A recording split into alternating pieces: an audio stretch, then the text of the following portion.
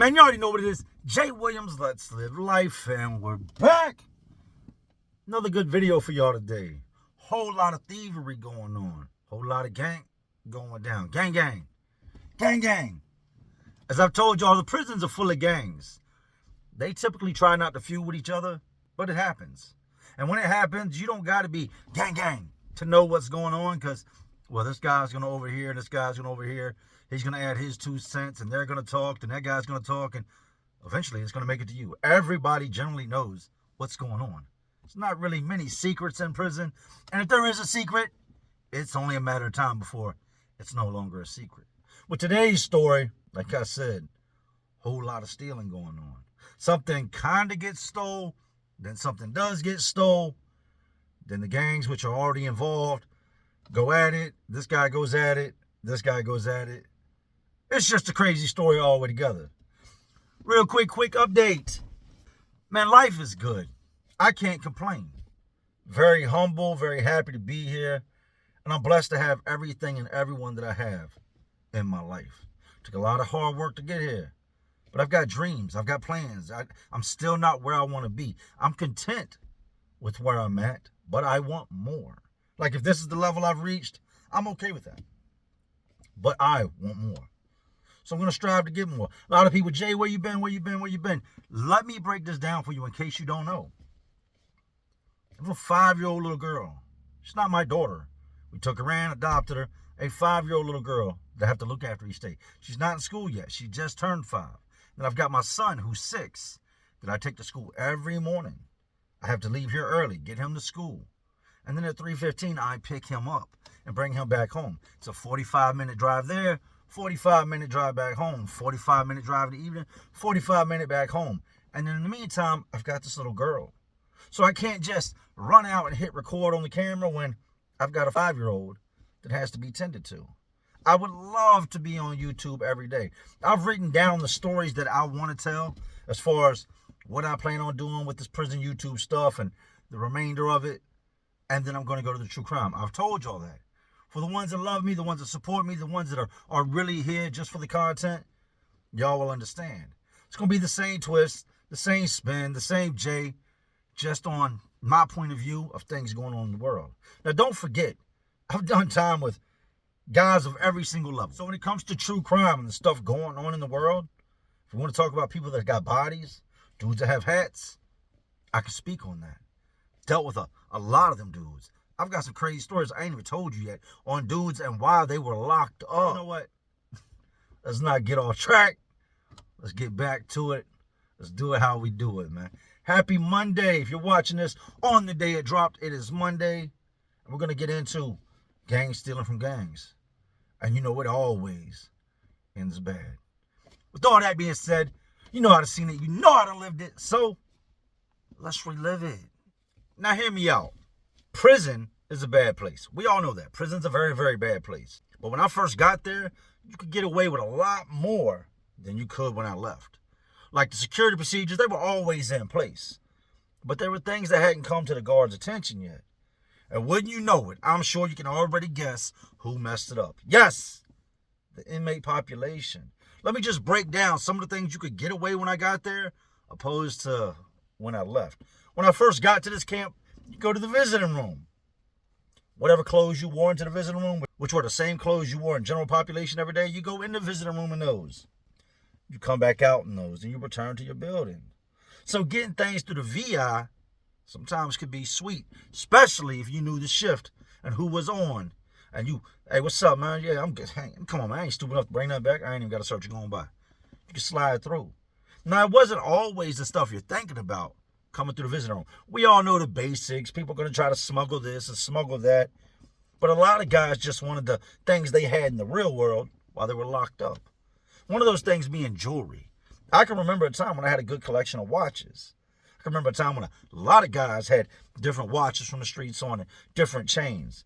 So it was nothing for your girl to wear your chain. And if you had a big chain, put your chain on and tuck it in your shirt and slide back to the building with it.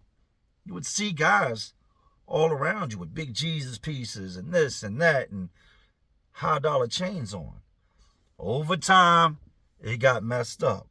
Dudes flooded it with too many chains. Too many watches. You got guards that are walking around that are barely scraping by looking at you with a $5,000 check. Come here. Come here. How did you get that? No, I came in with it. No. You definitely didn't come in with that. They're not going to let you in with that because that's going to cause other guys to want to rob you. How'd you get that chain? Now, I told you I came in with it. We're going to check your property slip. And they would check your property slip. Everything you come in with gets logged in. Every single item, except for your commissary, gets logged in. This is stuff you're going to have long term. Another situation. The stuff coming in the mail. And I'm only speaking on things people know about. Anything I speak about in my videos, it's known about inside the prisons. Guys know about it. Administration knows about it. Like I said in the beginning, people talk. A lot of stuff was coming through the mail. Now, one method we had of getting stuff in was having stuff sent in, mail it in a box, and it would go to property. Now, we got somebody that works in property, an inmate, that is going to intercept it after it's been already checked by the guards. The guards are going to see what's in the box, what you got in the box, what's in the box, what's in the box, what's in the box. No, you can't have this. Why would your people think that they could mail you this and we're going to give it to you? Don't work that way. You got to order things from an approved vendor. But we got a guy, and our guy works over in property. So after the guards have said the stuff this guy mailed him, he can't have, we're going to put it back in the box, send it back to him. Before the box ever goes back to you, this dude that we know goes in the box, gets it out, stashes it, bammers it, brings it back. You pay him. The box gets sent back home empty. Or sometimes you throw something stupid in there, a stapler or something to make it seem like the original item is still in the box. Little do they know, the item has come out the box now has something else in it, and it's being sent back, returned to sender. That's where today's story starts. We have a dude that wants his chain, and he's got a big chunky chain. One of them chains got the big crosses with all the diamonds in it. When you see it, you're like, damn, he's got a car around his neck, big ass chain. Now, at the time, we had a dude working in the property named T. T's no longer at his prison, no longer in property, and everything came to light on another situation, right? But dude tells T, hey, I'm going to get my girl to send this in. How much you going to charge me to get it? Bring it back to the building.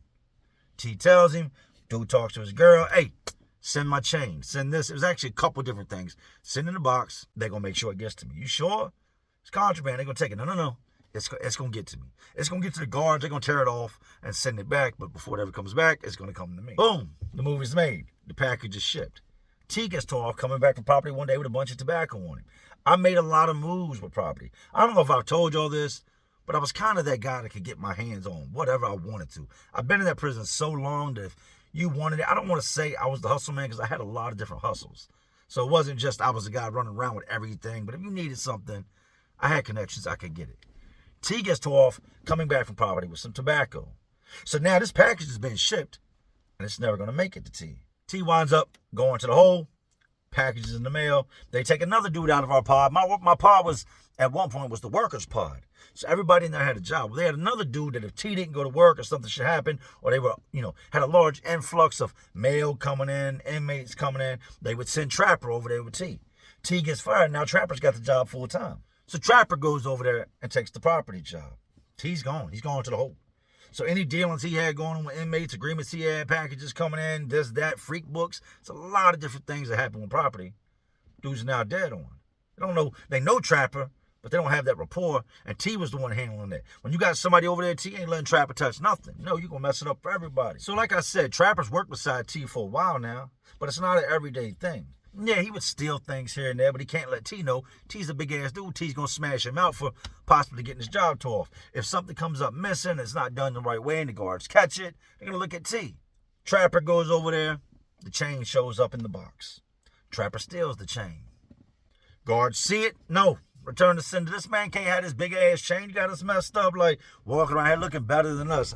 No. Send it back. They know better. Why they keep mailing stuff in thinking we're going to let it slide by and just call this guy over here and give him a gold chain? They seal the box back up, put return to sender. Nobody's looking. Trapper takes the box off the side, cuts the box open, gets the chain out, a couple more items, and retapes it with the prison tape. Return to sender. It goes on back. Now, first, we don't know Trapper's got this chain. Nobody knows. He comes back with things, CDs, cigarettes, tobacco, Black and Mild, shoes, clothes, books, freak magazines. This would take place for a couple weeks now. We're talking 3 weeks, almost to a month. Trapper's returning every day, and he's got a gold mine on him. He's strapped up. He's got the stuff we can't get. Tobacco had been abolished, so tobacco is a big thing, but they got a cabinet they keep it in that whenever they unlock that cabinet, if they ain't looking and they keep it unlocked, you can slide over there and steal something real quick and come back and make a small fortune with that tobacco. So what Trapper would do is he would get the names off these packages and then make sure that nobody in our pod was supposed to get that package. Because it's going to be real bad.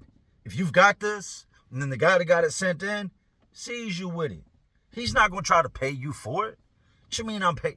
No, I'll give you what the agreement is for it to come in, but I'm not paying you $500 for my chain. So Trapper was smart in the aspect of making sure nobody in his immediate vicinity owned these items. But he didn't do the math. He didn't do his homework on, well, who does it really belong to? Because once I give it to him, there's no telling if he's going to run across the dude that it really belongs to, especially something like jewelry. So Trapper comes out to sell one day, and he's got this big gold cross on, diamond encrusted, blinging in front of everybody. And it don't take long before dudes push up, hey, what you want for the chain? Now, Trapper knew what he was doing. This is a sale tactic. He's not looking to keep this. He's one of the hustle men. That's his hustle. He wants to sell it. You can't sell something if you don't put it on display. No sooner he comes out with a chain on, he's walked around for maybe, 35, 45 minutes. Dude named Cool G approaches him. Cool G's a well-known Crip, very respected in our pod. Good-sized dude, dark black skin, big muscles, like not the dude you would want to wreck with. But Cool G sees the chain, approaches Trapper, and they cut the deal. Trapper comes up off the chain, gives it to Cool G. Cool G makes a deal, the money comes in, Trapper's good with it. Cool G ain't no dummy. He knows there's a good chance this belongs to somebody, but Trapper tells him, nah, it don't belong to nobody no here. I checked the name on the box. I don't recognize the name. I know the majority of the dudes on the yard, but you got to remember, you don't know everybody's government name. A lot of these dudes just go by nicknames. I went by J, just J. But Trapper somewhat convinces Cool G that, nah, I don't know nobody with the name the box is on. Chances are it's on the other side of the compound. And if this dude is on the other side of the compound and owns his chain, you're never going to see him. Cool. Cool G throws a chain on. Goes to chow with it. Goes to work with it. Works over an enterprise. Goes different places with it. And there's no static until he goes on the yard. Now this chain ended up belonging to a dude named BX, which is the blood that's upstairs in the gang pod. They had started trying to pull the gangs apart, but my pod was still flooded with gangs. Just because you got a job don't mean that you can't still be a gang member. That you got to work. I mean, you got to work, but dudes want to work and get money. The chain belonged to BX upstairs. Everybody knew who Big BX was, right? Now, Cool just walking around with his chain on. Like it's sweet. He's on the yard with it. You can see him from the other side of the yard because ain't nobody else got a chain like he's got, and this thing glistens in the sunlight. These are real diamonds. He's walking. BX spots the chain, pulls him to the side. Hey, yo, it's my chain. What you mean it's your chain? Say, this is my chain. Now, he's not trying to come up off the chain, but you know something that's yours, especially when you know it got sent into the prison. Your girls done told you, nah, the box return had a stapler in it. Wasn't no chain in it. So now you're on high alert. My chain's floating around somewhere. Somebody's got my chain. I want my chain. You remember the day you bought that chain. You remember the day you went to the store. You know how much money you dropped on it. You know how many carats it is. You know what type of gold it is. That's your jewelry. BX pushes up on Cool. Hey, that's my chain, homeboy. Like, I ain't trying to be rude or nothing, but I need to get my chain. BX is a big dude. Cool is a big dude. But now it's gang and it's gang. You got Crips and you got Bloods. BX can't just swing off on Cool because, well, that's a chain of command. Spark a whole war off by just swinging on this man on his chain. So y'all got to come to some type of understanding. At first, Cool tries to play the whole, it's my chain. Till BX breaks down, nah, that's 24 karat gold, those such diamonds, is this many diamonds in the chain, that's my chain. And Cool goes ahead and, yeah, I bought it. Bought off somebody on the yard. Well, T went away, so who'd you get it from? That don't matter. You know you can't be telling people where you got things, so that don't matter where I got it from, I got it. I bought it. I paid big dollars for this, hundreds and hundreds of dollars for it. Well, I need to get my chain back, but I'm not paying you all that money that you paid for it. I'll give you what I was supposed to get a dude property, which I think was like $50, $100, something like that to get something smuggled back. Cool ain't coming up off of it. Now, I don't know exactly what Cool paid for it. That's irrelevant. Cool ain't coming up off the chain. And BX is telling him, I'll pay you this, and no, you're going to pay me this, and nah. So now they're at a stalemate. They get to arguing on the yard. You got a bunch of Bloods here, and you got Crips here. Now, there's way more Bloods than there is Crips, but you got to somewhat keep the peace. Because even if they outnumber them 10-1, they're going to lose a whole lot of guys behind this chain. Nothing pops off on the yard. Cooge goes back in the building with the chain on. BX goes back upstairs. But we know it's coming. This can't just die here. This ain't over. This dude's not going to walk around after everybody just seen the altercation and the arguing. And it about went there, but it didn't go there. BX has got to holler his big homie. The dude that's over him. The one that calls the shots. Same with Cooge. So they both go to their big homies and let them know what we got brewing. And the Crip big homie tells him, you're not coming up off the chain. We're going to look like chumps if you come up off the chain. BX has been given the word, you can't just smash dude out. He ain't stealing from you. He didn't. Regardless of how he got it, and we know it's yours, the man didn't steal it from you. Had he ran up on you and took it, that's one thing. Had he took it out your cell, that's another thing. But he didn't. So now the conflict is there. The static in the air. Dudes that would usually say what's up to each other, Blood dude and Crip dudes that would usually say what's up to each other, they're now divided. These dudes are rocking with Cooge. These dudes are rocking with BX. And meanwhile, you got Trapper continuing to trap. He's doing his thing. He ain't got nothing to do with this. It's all fair game. You wasn't going to get the chain, homeboy. T went to the hole. It was going to get shit back. I went in the box and got it. But there's no static towards Trapper. It's all fair game. He ain't got the chain on. He continues to hustle. We have a thief in our pod. Every pod's got a thief. It's just hard to catch them. But ours happens to be an unlikely suspect. Like in prison, the way it goes is if you take something from somebody, like you're man enough to take it, for some strange reason, it's not really that frowned on. Like if you'll go up and just say, give me that, rather than stealing it, as crazy as it sounds, guys somewhat respect the whole go take it like a man. I don't think taking things is cool on no level, but like I said, there's a certain amount of respect that comes with where you took it opposed to you stole it. We got a little white dude in there. The most unlikely suspect. This dude plays Dungeons and Dragons with his homeboys. And to date, nobody knew he was stealing. We knew stuff was coming up in the pod missing, but this dude would only steal things that everybody's got. Like he would steal a TV, a CD player, a set of headphones, or commissary being the main thing. And we had stuff coming up missing for a while now. Like a hot minute stuff had been coming up missing. Dudes come back to chow and their locker's been raided, food's gone, these shoes are gone. He's only stealing stuff that you can buy from the prison, that if somebody was to come in here selling search, well, anybody's pretty much got that. So the big homie tells the Crip dude, don't wear the chain on the yard. Like if you're going to rock it, you know what I mean? Rock it over to the picture project. That's where you go over and get your picture taken. You can send your picture home to your girl, your mom, let them see how you living. Give your meanest prison pose. But don't just be rocking the chain on the yard, man. You rocking the chain on the yard is what's causing all the friction, all the static. Just rock it in the pod, man. Just don't be out and about like showboating the chain. That's where all the beef is coming from. Stop wearing the chain in front of the man before he smashes you out and we go to war behind it. He would only wear the chain inside the pod, only around other dudes he lived around, but he was told not to wear the chain on the yard. Now, this white dude did not care. He did not discriminate in who he stole from. At first, the dude was a thief. He was stealing from dudes he knew. So it seemed like the little Dungeons and Dragons dudes that sat out there and played Magic, the sword swallowing, and his head to gathering. Like, it seemed like they were the targets of the stealing. But then a couple other dudes got hit. And a couple other dudes got hit. And then now it comes to where a couple gang members get hit. And dudes are looking to find out who's stealing from us. This dude waits until the time is right and ends up hitting Cooge's cell. Now, he's in there to steal chips, sodas, stuff that everybody's got. But while he's in this cell and everybody's going to chow, Cooge has now been told he can't wear this chain. He can't take it outside the building.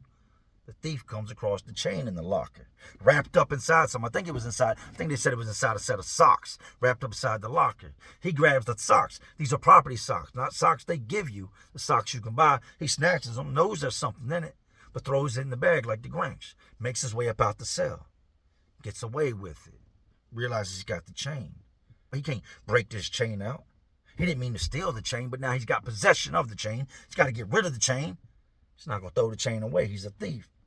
So he sends word to somebody he knows down in another building that's on a yard right beside us that he's got this chain. Chain goes over there now. Don't take long. He gives it to a dude. Dude, bop, bop, bop, sells the chain. Now this dude wears the chain to chow one day. BX sees the chain. This dude is not gang. This dude ain't got no gang affiliations. So now if BX wants to move on this dude and get that chain back, he can do it. Meanwhile, Coogee and them have done flipped out. They done beat a black dude up that they thought was responsible for stealing stuff. And yes, he had stolen stuff in the past. He had his ass whooped in the past. But he didn't run up in Coogee's cell. He didn't take the stuff out of Coogee's cell. But he wore the ass whooping like he did. They raided his cell, shook everything down, went through his stuff, his celly stuff, ended up punching the old man in the cell with him. They don't find the chain. Dude down 9 building. We live in 7 building. He's down 9 building. Goes to chow one day. Got the chain on.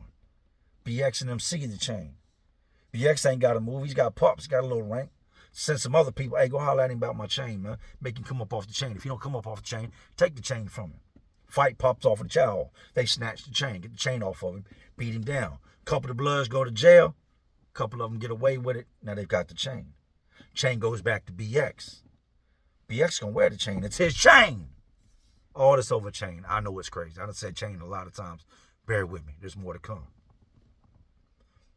After the whole fight in the chow hall, everybody hears this dude down 9 building had the chain. BX has now got the chain. So now Coogee's suspicions and word to some of the Crips down there find out where he got the chain from. Streets are talking. Got it from the white dude down in 7 building. The little dude that plays with the 12-sided dice that sits out there playing magical games all day at the table. Yeah, he had the chain. He sent it down there to be sold. He got paid for it. As soon as they hear that, they go to his cell, beat the dog shit out this boy, punish him in that cell. And they get to looking, and they find a couple little items that he's still holding on to that they know belong to Coogee. They never suspected this dude. The dude down there that got beat up, he tells them he got it from white dude. He didn't go to the hole. He got attacked. It was like 6-on-1. They're not locking the 1 up. They're locking the 6 up. They're going to figure out what happened, or he got jumped. All right, we'll send him to the hole. He ain't even gang affiliated. So we got us a bunch of gang members that jumped on somebody, took something from him. Very common. All right, send the gang members to the hole, send him to medical, and then send him back to his building. But he spills the beans on the white dude. They punish the white dude. Beat the shit out the white dude. But now BX has got the chain back. Coogee is feeling some type of way. From what I heard, I think they said Coogee paid like $500 to get this chain. That's a lot of money. Trapper taxed the hell out this dude to get this chain. Stay tuned for part 2. The video was 45 minutes long. Try to keep them under 30 minutes. Wednesday, part 2 dropping. Gangs go to war over stealing. Salute.